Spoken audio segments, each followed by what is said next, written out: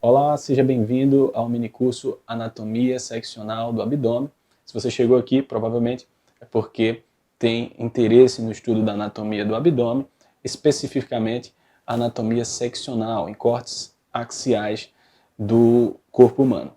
É uma anatomia muito importante, principalmente para quem se interessa por exames de imagem, seja tomografia, ultrassonografia, ressonância magnética, e ao mesmo tempo é um pouco deixada de lado nos cursos de medicina, nos cursos de anatomia, onde a gente vê muito mais a anatomia da peça anatômica, a anatomia topográfica. Aqui nós vamos fazer uma revisão dessa anatomia que você já viu no seu curso, mas vamos enfatizar as relações anatômicas mais importantes para a anatomia seccional. Então o curso vai ser dividido em 3 etapas, 3 aulas. Na primeira aula nós fazemos essa revisão e você vai ter a oportunidade de rever essas principais estruturas do abdômen, suas relações anatômicas. Você vai, de preferência, anotar essas referências que eu colocar, porque elas serão importantes para as próximas aulas. E aí sim, na segunda aula, nós veremos os cortes do corpo humano seccionados. Inicialmente, nessa segunda aula, nós falaremos do abdômen superior e da base do tórax. Numa terceira aula, aí continuaremos com a anatomia do abdômen, agora com o trato urinário e a pelve, o abdômen inferior. Essas imagens foram obtidas de um cadáver, então são secções de um cadáver do projeto Humano Visível da National Library of Medicine, um projeto americano, e são imagens fantásticas, obtidas, como eu já falei, do próprio corpo humano, em cortes seccionais axiais, fotografadas depois de cada corte e disponibilizadas para estudo. Então você vai ter essa oportunidade de ver a anatomia seccional no próprio corpo humano. Esse é um passo fundamental para você que vai depois se interessar e se aprofundar na anatomia pelos exames de imagem. Sem dúvida, é um entrave para o estudante de medicina, para o estudante de técnico, de tecnólogo em radiologia, o entendimento dos exames de imagem, justamente porque a gente tem uma deficiência de formação nessa área de anatomia seccional. Além do conteúdo desse curso, nessas 3 breves aulas, no final nós deixaremos para você que chegou até esse ponto uma grande surpresa voltada para o diagnóstico por imagem. Então você não perde por esperar, assista essas 3 aulas que nós colocaremos e aguarde a nossa surpresa, especialmente para você que se interessa e se interessou pela anatomia do abdômen. Um abraço a todos e um bom curso. Então, pessoal, vamos lá, vamos para a nossa primeira aula. Como falamos, vai ser uma revisão, mas enfatizando bem as principais relações anatômicas. Eu sugiro que vocês até anotem aquelas principais relações que eu mencionar, porque nós utilizaremos todas essas informações na aula principal, que é a aula de anatomia seccional do cadáver. Okay? Aqui nesse primeiro slide, eu retomei para vocês uma divisão anatômica da superfície do abdômen, que é muito utilizada não só na imagem, mas também na clínica, na cirurgia, que é a divisão em 3 andares, andar superior, médio e inferior, e cada um desses andares em 3 regiões, uma região central e 2 regiões laterais. O andar superior tem, então, na região central, o epigástrio. O andar médio tem na região central o mesogástrio. E a região central do andar inferior é o hipogástrio. À direita, nós temos, então, no andar superior, hipocôndrio direito. E à esquerda, o hipocôndrio esquerdo. No andar médio, flancos, direito e esquerdo. E no andar inferior, fossas ilíacas, direita e esquerda. Ou seja, se eu estou num corte que visualiza o fígado e o baço, eu sei que eu estou no andar superior do abdômen. Se eu estou num corte que visualiza o reto e os ossos ilíacos, eu sei que eu estou no andar inferior do abdômen. Se eu estou num corte que visualiza os rins, eu sei que eu estou no corte do andar médio do abdômen. Projeto na minha mente também quais as estruturas que eu espero encontrar em cada uma dessas regiões. Por exemplo, na região epigástrica, eu espero encontrar o lobo esquerdo do fígado, a maior parte do pâncreas, o estômago, uma parte do cólon transverso, os grandes vasos abdominais ali com a emergência do tronco celíaco, por exemplo. Se eu vou avaliar o hipocôndrio esquerdo, eu espero encontrar ali o baço, a flexura esplênica do cólon e assim por diante. Okay? Vamos começar então pela revisão da anatomia da aorta abdominal e seus grandes vasos. A aorta abdominal fica ali de um lado e do outro, aliás, fica, na verdade, entre os dois pilares diafragmáticos, então de um lado e do outro da aorta você vai ver esses pilares diafragmáticos, de forma a formar aqui um hiato, chamado hiato aórtico. E vai emitir como primeiro grande ramo do abdômen, no segmento do abdômen, o tronco celíaco. Então, o tronco celíaco é o primeiro grande ramo que você vai ver ali quando passar os cortes de cima para baixo da aorta abdominal. O tronco celíaco se divide em 3 ramos principais, são eles a artéria hepática comum, a artéria esplênica e o mais superior, que é a artéria gástrica esquerda. Então, repetindo, os 3 ramos do tronco celíaco: artéria hepática comum, que vai lá para o fígado, artéria esplênica, que vai lá para o baço, e artéria gástrica esquerda, que vai para a pequena curvatura do estômago. Descendo mais os cortes, você vai ver então o segundo grande ramo da aorta abdominal, que é a artéria mesentérica superior. Artéria mesentérica superior. Você vai ver então, logo depois, lateralmente, saindo da aorta, duas artérias. A artéria renal direita, que vai lá para o rim direito, e a artéria renal esquerda, que vai lá para o rim esquerdo. É uma proximidade aqui da artéria mesentérica superior, um pouco abaixo da artéria mesentérica superior. A artéria renal de cada lado vai caminhar junto com a veia renal. A artéria é sempre mais profunda do que a veia.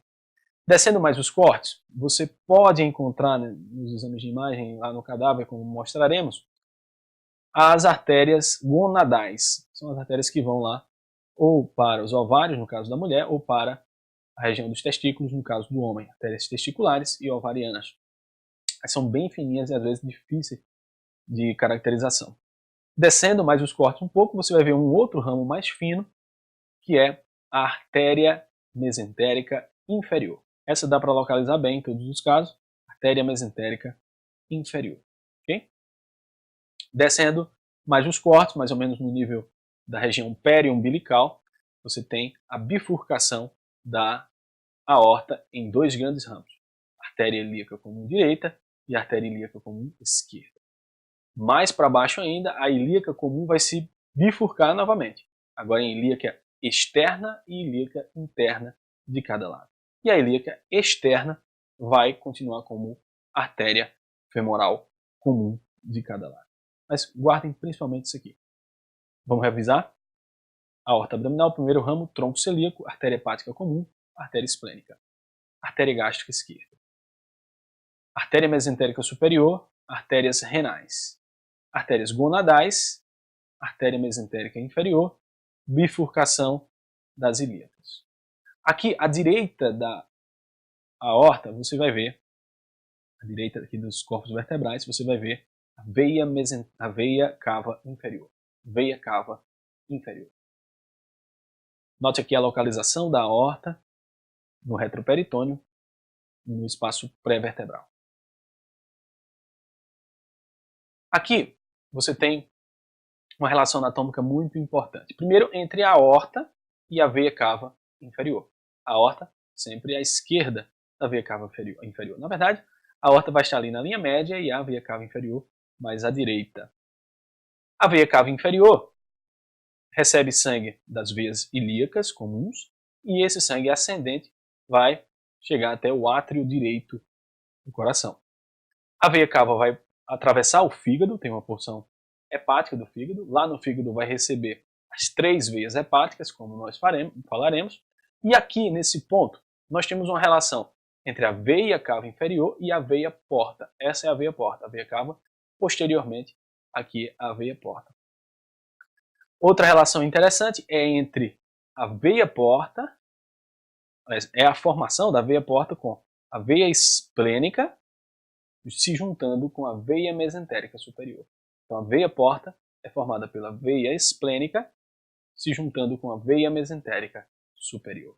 A veia mesentérica superior se encontra à direita da artéria mesentérica superior. Lembra que nós falamos que a segunda artéria, ramo da aorta abdominal, é a artéria mesentérica superior? Pois bem, a artéria está à esquerda da veia, a veia à direita da artéria. Assim como acontece com a veia cava e a aorta, você vai lembrar que a veia mesentérica superior está à direita da artéria mesentérica superior.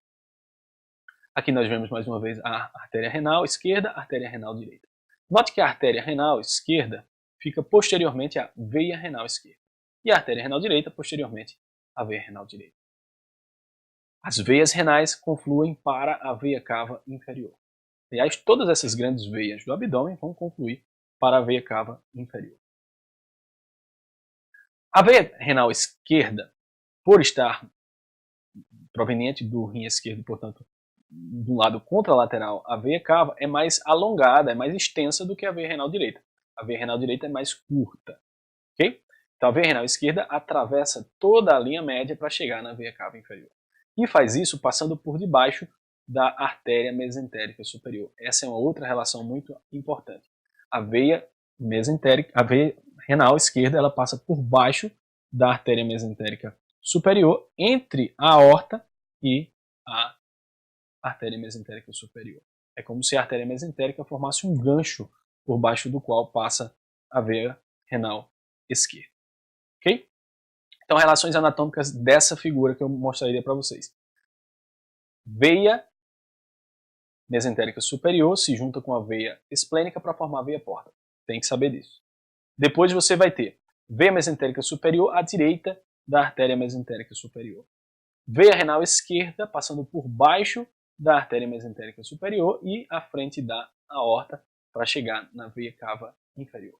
E veias renais localizadas superficialmente em relação às artérias renais. Aqui para mostrar o tronco celíaco, que é responsável pela irrigação de todos esses órgãos aqui. Estômago, duodeno, pâncreas, principalmente a cabeça do pâncreas, e o fígado através da hepática comum. Artéria hepática comum, artéria gástrica esquerda e artéria esplênica. A artéria esplênica vai lá para o baço, artéria gástrica esquerda para a pequena curvatura do estômago e a artéria hepática comum vai para o fígado. A partir desse ponto ela se chama de artéria hepática própria e aqui nós temos a hepática direita e a hepática esquerda. A artéria hepática vai caminhar juntamente com a veia porta e com o ducto colédoco para formar a chamada tríade portal. Essa tríade portal caminha junta, né, até os sinusoides hepáticos, ou seja, sempre você vai ter ali artéria hepática, o ramo da artéria hepática, veia porta e ducto biliar, chamada tríade portal. Aqui para mostrar a artéria mesentérica superior. Note o tronco celíaco e o segundo ramo, artéria mesentérica superior. A artéria mesentérica superior é responsável pela irrigação arterial de praticamente todo o jejum no ilho, então todo o intestino delgado aqui do jejum para frente, parte inclusive do duodeno também, então é uma artéria que irriga o intestino delgado quase que completo, e parte também do intestino grosso. Pega aqui pelo menos o cólon ascendente e uma parte do cólon transverso. Então a metade direita do cólon é irrigada pela artéria mesentérica superior. Então é um vaso bem mais calibroso do que a artéria mesentérica inferior, por exemplo. Está aqui a artéria mesentérica superior, e aqui a artéria mesentérica inferior. Olha a diferença de calibre e olha aqui a extensão da irrigação da artéria mesentérica inferior. Ela pega o cólon esquerdo, né? Pega o transverso e o cólon descendente, sigmoide e uma parte do reto. Então, mesentérica inferior. É um vaso bem menos calibroso que fica aqui já mais próximo da bifurcação da aorta. Aqui a irrigação da artéria mesentérica inferior. Por isso que é bem mais catastrófica uma trombose da artéria mesentérica superior do que da inferior. Aqui já a veia, como é que se forma aquela veia mesentérica superior? Lembra que eu falei que a veia mesentérica superior fica à direita da artéria, está aqui a veia mesentérica superior. A veia mesentérica superior também, ela drena toda essa região do intestino, é uma veia homônima que acompanha a artéria mesentérica superior. Lembrando que a veia mesentérica superior se junta com a veia esplênica para formar a veia porta. Vou voltar naquele slide para mostrar o seguinte. Existe aqui a veia mesentérica inferior que drena para a veia esplênica.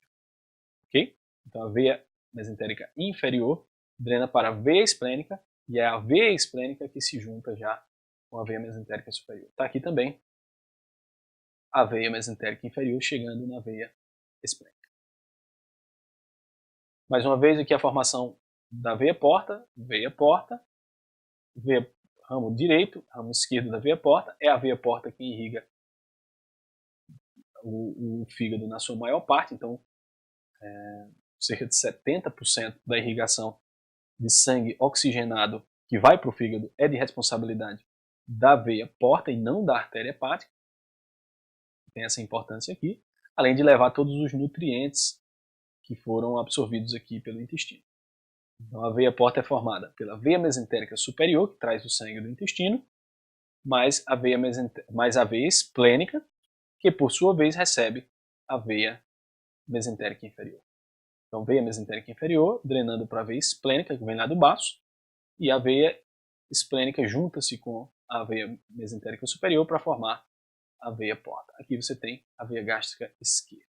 Em situações de hipertensão porta, ou seja, de uma obstrução, de uma constricção ou de outra causa levando a uma cirrose, por exemplo, você tem aqui o acúmulo de fluido na veia porta e, eventualmente, o alargamento da veia esplênica, esplenomegalia, formação de varizes gástricas devido aqui à sobrecarga de sangue venoso nessas colaterais. Aqui para mostrar que, acompanhando essas artérias e veias, você tem os linfáticos. Os linfáticos que a gente não consegue caracterizar esses vasos linfáticos, na maioria das vezes, pelos exames de imagem, mas consegue caracterizar os linfonodos. Os linfonodos podem ser caracterizados ali junto à gordura mesentérica, como falaremos, a gordura que envolve os vasos dessa região. Aqui, eu vou mostrar para vocês uma...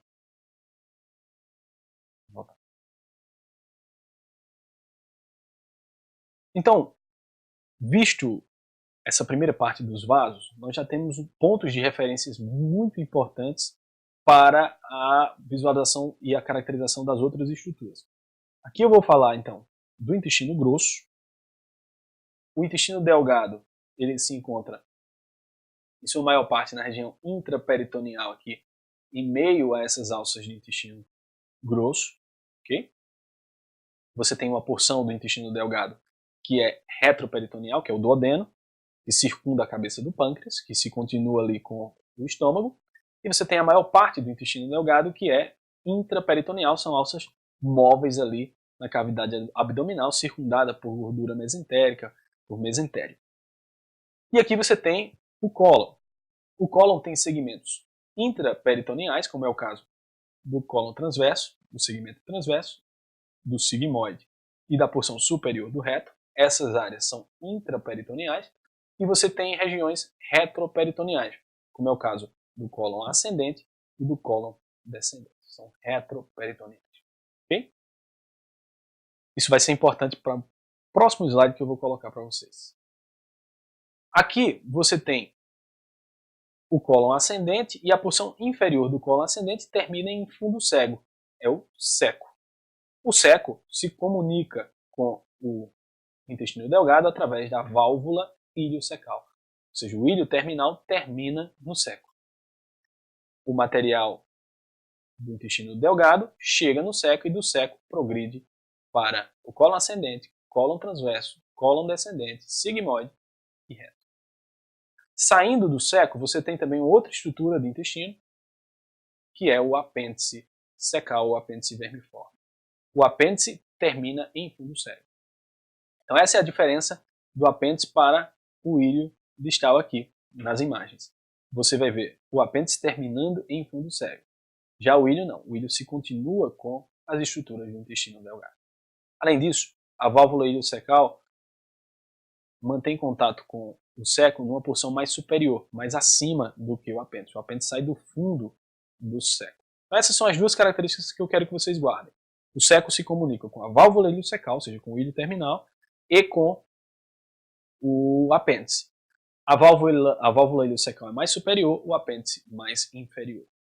A válvula iliocecal não termina em fundo cego, porque está ali o ilho, e o apêndice secal termina em fundo cego.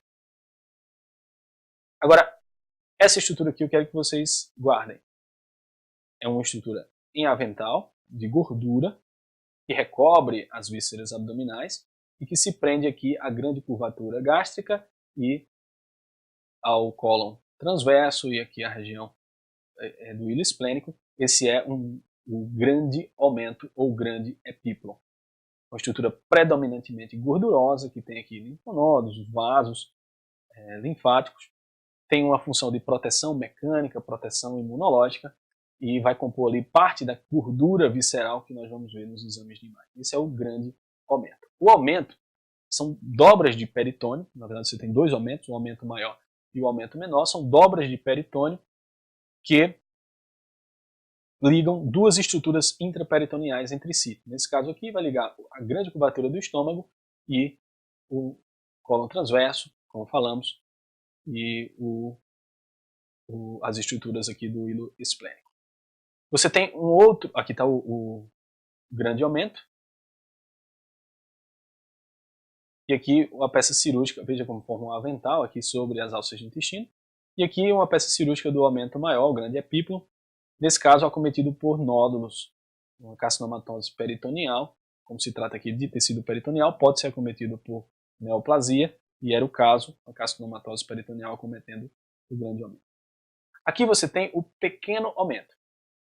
Como falamos, o aumento se trata de dobras de peritônio que ligam estruturas, vísceras intraperitoneais entre si. Nesse caso vai ser entre a pequena curvatura do estômago e o fígado. Na verdade vai ser pequena curvatura do duodeno e fígado. Okay? Esse todo aqui é o pequeno aumento. O pequeno aumento, além de fazer essa ligação, também é constituído de gordura e vai carrear, e vai ser ponto de atravessamento dos vasos do hilo hepático, da tríade portal. Então, veia porta, artéria hepática e ducto colédoco passam aqui em meio a essa gordura do pequeno aumento. Ok? Por trás do estômago, entre o estômago e o pâncreas, você tem um espaço, uma cavidade. Se você rebate aqui, por exemplo, o estômago, você tem uma cavidade aqui, chamada de retrocavidade do aumento, ou retrocavidade aumental. Fica por trás, retrocavidade, é uma cavidade por trás do pequeno aumento. Inclusive, você pode colocar o dedo aqui por baixo desse pequeno aumento e acessar essa cavidade. Só por curiosidade, o nome desse aqui é o forame de Winslow. Forame de Winslow. Está aqui, retrocavidade dos epíplons. Qual a importância disso? Aqui, numa situação de ascite, de acúmulo de líquido, por exemplo, o líquido vai passar para essa cavidade por trás do estômago. Okay? Outra situação, úlcera perfurada. Você tem aqui perfuração da parede do estômago e o material cai aqui nessa retrocavidade. Então existe uma cavidade por trás do estômago, o estômago que é intraperitoneal, por isso que é móvel assim, e o pâncreas que é retroperitoneal, fixo lá atrás, mas que entre o estômago e o pâncreas você vê essa retrocavidade. Aqui, para introduzir a vocês um outro conceito, o conceito de meso. Nós vimos o conceito de aumento. Agora vamos para o conceito de meso. Meso é uma dobra de peritônio também, mas que liga não duas estruturas do abdômen entre si, mas sim estruturas do abdômen intraperitoneais e a parede posterior do abdômen. Essas estruturas intraperitoneais são, então, móveis, todas elas, ao contrário das estruturas retroperitoneais. Então vamos repetir, o meso é uma estrutura de peritônio, que vai carregar vasos sanguíneos, linfáticos, e além disso vai prender as estruturas intraabdominais em um ponto na parede abdominal, né? Isso permite a mobilidade das estruturas, por exemplo, do intestino ou do estômago, como nós falamos. Okay?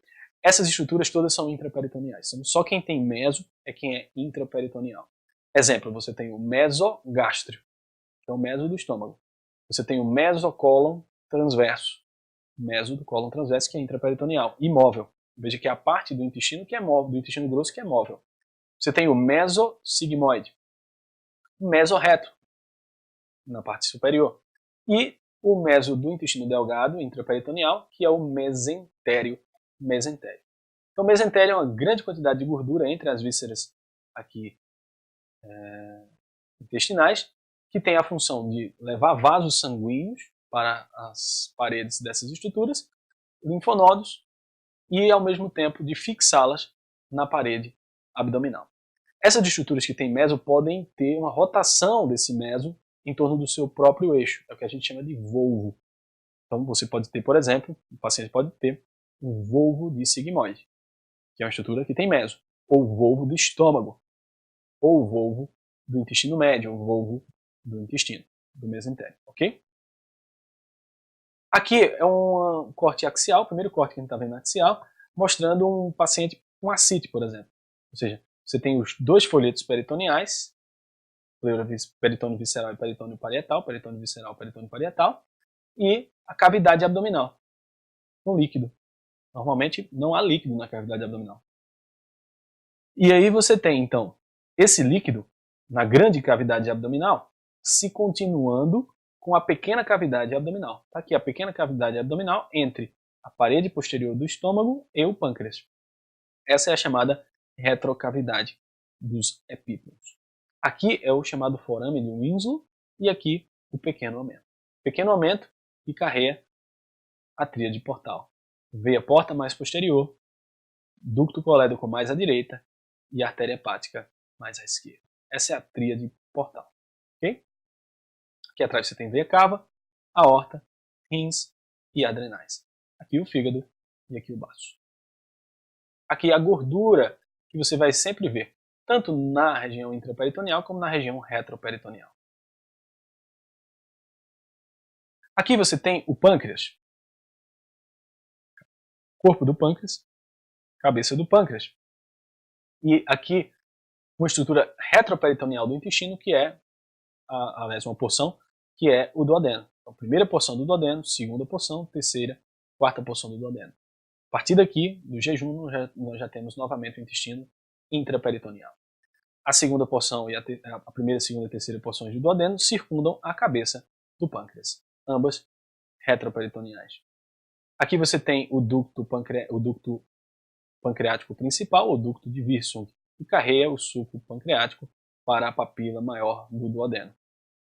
Essa papila do duodeno também recebe o ducto colédoco que vem lá do fígado. O ducto colédoco é formado, na verdade, pelo ducto biliar comum, juntamente com o ducto cístico da vesícula biliar. O ducto cístico chega junto com o ducto hepático comum para formar o ducto hepatocolédoco ou ducto colédoco. O ducto colédoco passa por trás da cabeça do pâncreas, na verdade perfura ali a porção posterior da cabeça do pâncreas. Você vai ver nos cortes axiais como um ponto bem fininho, perfurando a cabeça do pâncreas, e vai se juntar aqui na papila duodenal, junto com o ducto pancreático principal. Okay? Nos exames de imagem, é um pouco mais fácil de identificar essas estruturas do que como eu colocarei lá na peça do cadáver que nós vamos avaliar. Aqui, pontos anatômicos muito importantes aqui vocês devem anotar. Esôfago se junta com o estômago, ali na região do fundo gástrico. Você vai ver uma porção acima dessa junção esôfago-gástrica, uma porção de estômago, que é o fundo gástrico ali, logo abaixo do hemidiafragma esquerdo. Então está aqui, esôfago, junção esôfago-gástrica, que é o cárdia, mais ou menos no nível da transição tórico-abdominal, e acima desse ponto abaixo do diafragma você tem ali o fundo gástrico. Okay? Depois você tem aqui o corpo do estômago, o antro do estômago e as porções do duodeno circundando a cabeça do pâncreas. Aí vem uma relação anatômica interessante. A cabeça do pâncreas ela vai estar entre a segunda porção do duodeno e a veia mesentérica superior. A cabeça do pâncreas vai ficar entre a veia mesentérica superior e o duodeno. Okay? E a veia mesentérica superior a gente já sabe, está à direita da artéria mesentérica superior. Por que eu falei da cabeça do pâncreas apenas? Porque o pâncreas tem essa angulação assim. Okay? Ele é angulado dessa forma e, portanto, eu não vou encontrar toda a extensão do pâncreas no único corte, na ultrassonografia ou na tomografia ou na ressonância. Você vai encontrar primeiro nos cortes mais superiores a cauda do pâncreas, ou a cauda e o corpo do pâncreas, e só nos cortes mais inferiores é que você chega na cabeça do pâncreas. Ou seja, a cabeça do pâncreas está ali isolada das demais porções. Okay? A cauda e o corpo do pâncreas mantêm uma relação aqui com a veia esplênica. Vocês vão ver que a veia esplênica passa aqui por trás da cauda e do corpo do pâncreas. Também mantém uma relação aqui com a adrenal esquerda. Então você vai ver a cauda do pâncreas próximo da adrenal esquerda. Guardem isso também. Aqui vocês vão ver os vasos mesentéricos fininhos em meio à gordura mesentérica, chegando até a parede do intestino delgado. No caso aqui, a artéria mesentérica superior emitindo esses ramos. Essa é uma das funções do mesentério.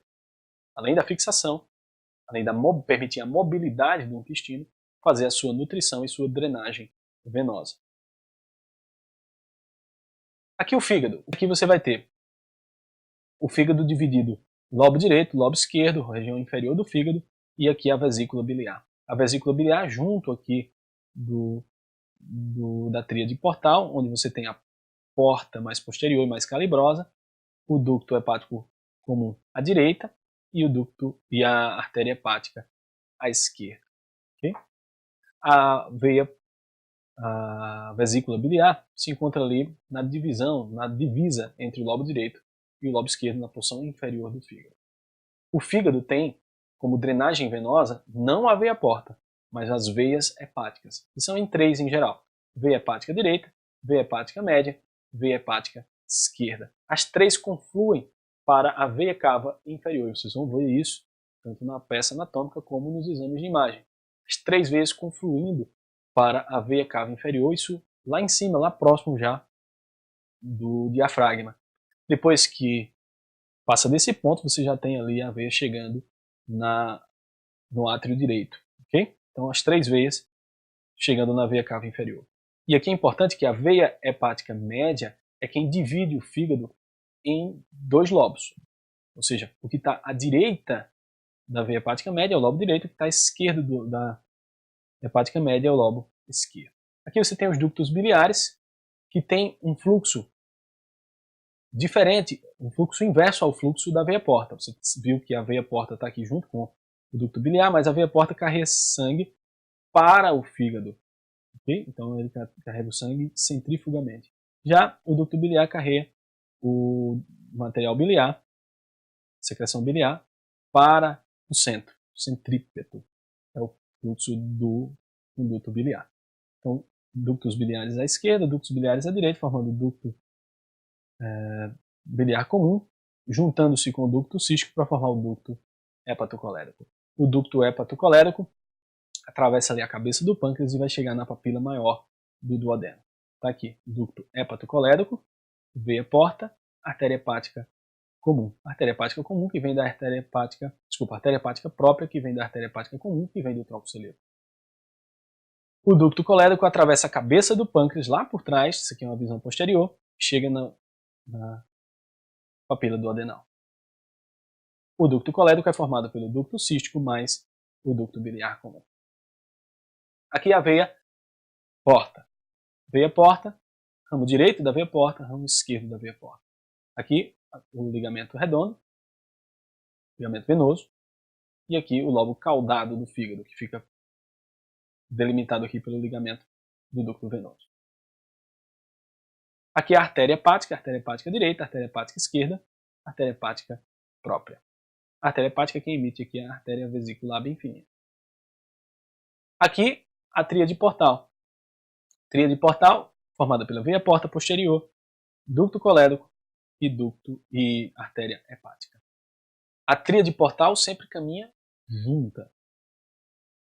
As três estruturas.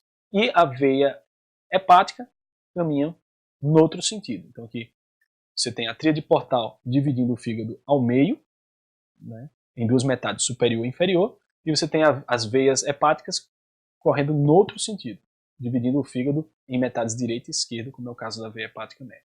Okay? De modo que eles não se encontram aqui. O fluxo, como falamos, ele é no sentido do fígado, no caso da artéria e da veia, e no sentido contrário ao do fígado, no caso do ducto colédoco. Também é um sentido contrário ao do fígado, no caso da veia hepática, que vai chegar à veia cava inferior. Essa divisão aqui eu vou deixar para uma outra oportunidade, né? Mas eu queria que vocês só guardassem o seguinte.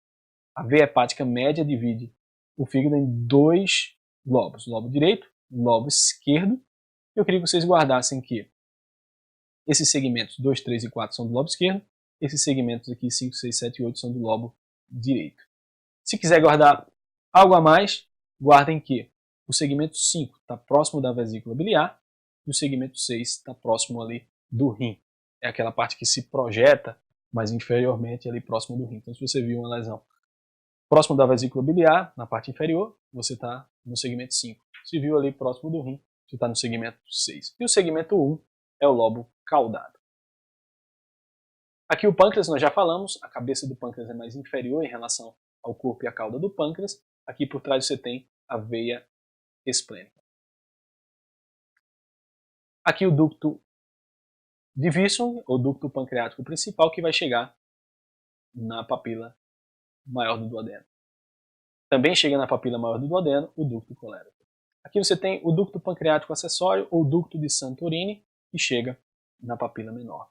Okay? Mas aqui a gente não consegue visualizar nos exames de imagem, também lá no cadáver eu acredito que não dá para ver. O ducto pancreático principal sim, apesar de ser bem fininho, a gente consegue identificar. Aqui a chegada dos dois, ducto hepatocolédoco, ducto divísum. Aqui mostrando o ducto colédoco atravessando a cabeça do pâncreas. Aqui você tem o baço com a sua veia esplênica e artéria esplênica. O baço que é formado de polpa vermelha e polpa branca, ou seu parênquima. Isso é importante para os exames de imagem, mas para a gente não se estender muito, vamos deixar para uma próxima oportunidade para falarmos disso. E agora nós temos essa visão geral aqui daquilo que já comentamos. Veia cava inferior, veias ilíacas comuns, veias ilíacas internas e seus ramos, veias ilíacas externas. Ok? Veia cava inferior, veias gonadais, acompanhando as artérias gonadais. Aqui você tem veia renal direita, veia renal esquerda. A veia renal esquerda passando por debaixo da artéria mesentérica superior. Aqui a artéria mesentérica inferior. Aqui a aorta e as ilíacas. Então nessa parte aqui nós já completamos. Aqui a veia cava inferior sobe até chegar e receber as 3 veias hepáticas. Depois ela vai para o átrio direito. No caso da aorta, você tem tronco celíaco. Essas aqui são as artérias frênicas, são pequenininhas, a gente não consegue identificar. Tronco celíaco, artéria mesentérica superior, artérias renais por trás das veias renais, artérias gonadais, artéria mesentérica inferior e bifurcação em aorta. E aqui você tem os rins. Rim direito, rim esquerdo, adrenais acima dos rins. Adrenais. Okay? Nos polos superiores dos rins. Ou suprarrenais.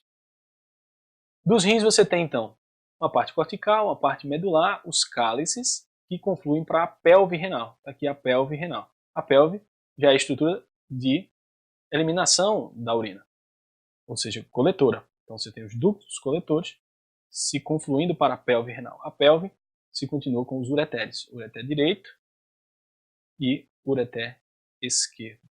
Os ureteres são bem fininhos, lá na peça anatômica provavelmente a gente não vai identificar facilmente esses ureteres, né? Mas quando você injeta o contraste no exame de imagem, é fácil de acompanhar os ureteres na fase tardia.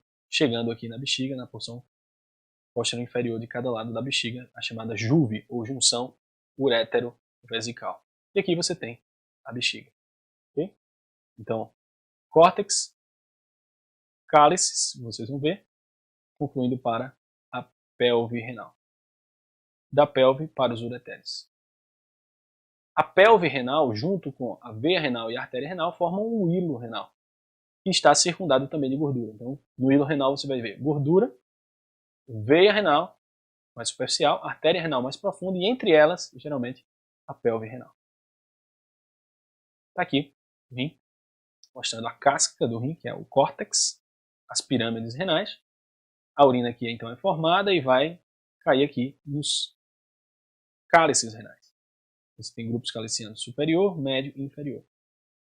No terço médio, há uma confluência desses cálices para a pelve renal. Aqui. A pelve renal fica entre a artéria renal e a veia renal. E a pelve renal conflui para o ureter. O ureter desce até a bexiga. Aqui você tem então aquilo tudo que a gente já comentou e mostrando que a pelve renal é circundada de gordura, também gordura retroperitoneal. O rim é também um órgão retroperitoneal, um órgão fixo lá atrás. E aqui a bexiga, mostrando as paredes da bexiga e as junções urétero-vesicais, ou juves, o orifício por onde entra o ureter. Depois você tem a uretra, e no caso do homem aqui, por exemplo, a próstata. Você tem aqui a uretra prostática e a uretra, e a próstata mantendo contato com a bexiga e com o reto. Está aqui o reto, aqui atrás. Mais acima um pouco da próstata, você tem as vesículas seminais, que não aparecem aqui. Então você tem bexiga, um pouco mais abaixo, vesículas seminais, né, junto ali da bexiga, e descendo um pouco mais nos cortes, você vai ver a próstata. Circundando ali essa região, também gordura. Então, pessoal, é isso. Não desanimem, é muita informação, mas essas são as informações que você precisa. Se são muitas, mas só são essas aí que vocês têm que guardar, rever, anotar, porque vocês vão ver que depois da próxima aula tudo vai ficar mais claro, vocês vão identificar as estruturas e aí é um passo muito grande que vocês estão dando para a visualização dos exames de imagem e a compreensão desses exames. 80% da dificuldade que se tem de entender exames de imagem é não conhecer a anatomia seccional, que é o que você vai conhecer logo mais no próximo vídeo.